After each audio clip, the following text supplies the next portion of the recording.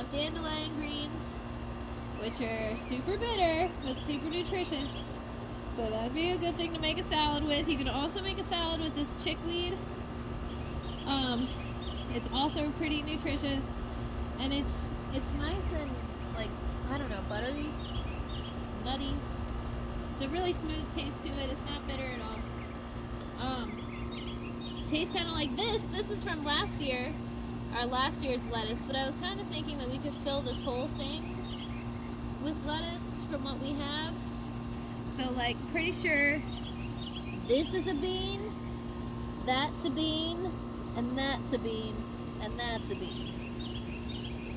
So we're gonna have more beans. All of this is mugwort, which you can make a tea out of, and it helps you dream and rest well. This is comfrey, which is used, it's flowering right now, it's so pretty. But comfrey is used as an herb to, which would be really good in salves, like to help bones heal, to help wounds heal, muscles. So we have rosemary. It's getting really big. I could probably cut this down some, especially like these guys. And then, so rosemary, mugwort is all this, guys. Comfrey here, and then the rest of all these 3 leaves are strawberries, and each one of those white flowers is going to be a strawberry. Then we have stinging nettle. I don't know if you can hear me too well with the AC, but we have stinging nettle here, and when you get stung by it, it of course is a sting, but it's anti-inflammatory. You can harvest it with gloves and make it nettled and steam it, take out the sting. But that's really good for like seasonal allergies, for respiratory health, all that jazz. And I'm not sure if this is more marshmallow growing in. That'd be really, really cool if it was, but I'm just not entirely sure. I'll know when it starts blooming. But yeah, this is our chickweed. Anyway, so this is edible here.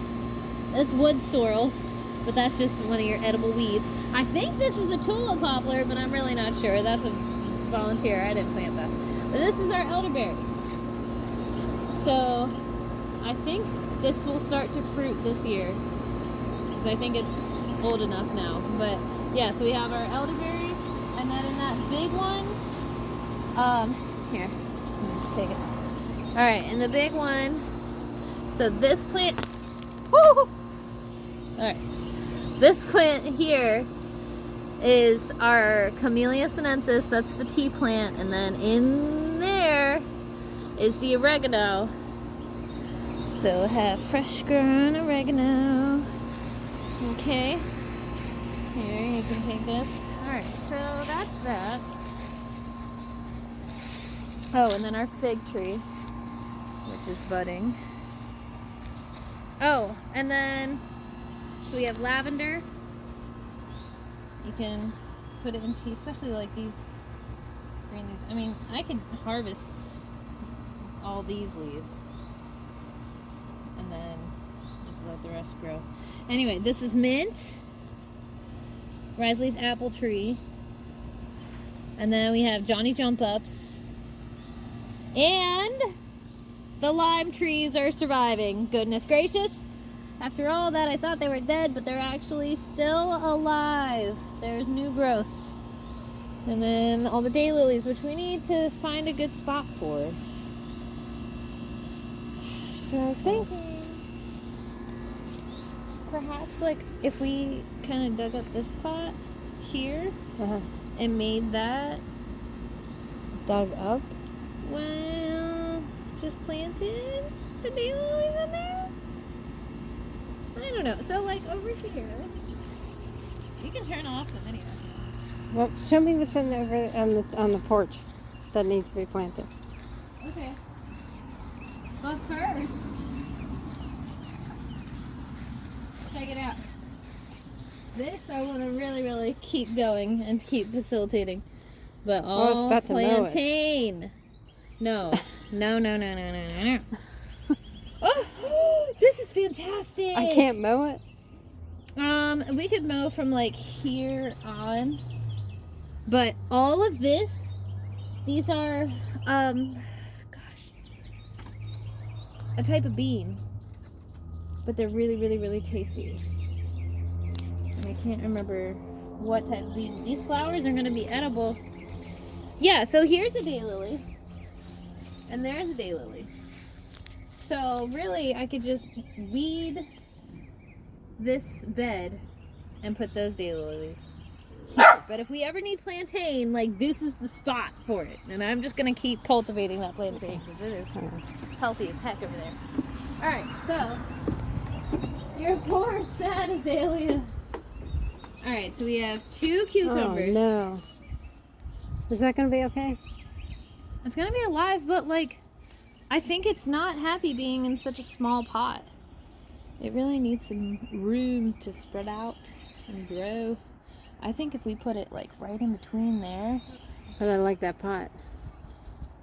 Yeah, but you need a smaller plant for it. Because like already you took, this was a downgrade from the size that it had. You can tell because of how much soil was in it. Yeah, so I think just like the strawberries that I had transplanted and gifted to Andrew, because we have so We need to many. water it. Yeah, but even so, it's just, it's cramped, you know? Like the strawberries were pissed off. Mommy, it's a bee. These ones don't even really sting. God, did it get on my head? And what if it did? Is it on me? No, it did. It went right at me. Where'd it go? Alright, so Is it on pay me? attention. So we have 2 cucumbers here. Okay? And then we have 1, 2, 3 peppers. I think one's jalapeno and 2 are 2 different bell peppers. Now we have 1, 2, 3, 4, 5, 6 tomatoes. And there, this, we have tons of lettuce. So like each one of these little bits, this is about to get too crowded in here. In fact, I dare say it's probably already too crowded. It would not be wise for the growth of this plant to keep it in this small container. I think we need to take it out and break it up and put it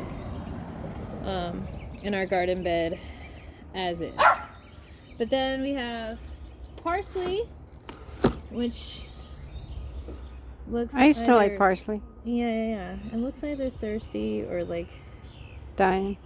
no, it's But we not don't need to dying. be dying. It is not dying. It's probably just Okay. thirsty. And this is the spinach, 2 spinach plants that I was gifted. Okay. And then in there we have baby bok choys. Little baby bok choys. Okay. So, We need to get and this. red lettuce. we need But to- yeah, so basically Where is what I'm everything saying- going in the, we need to get more dirt. What I'm saying is that we have a frick ton of lettuce. Yeah. And I'm thinking that we should Plant it there. Because the other one's going to have the No, tomatoes. We need the plants that need the most sun to be there. Also, I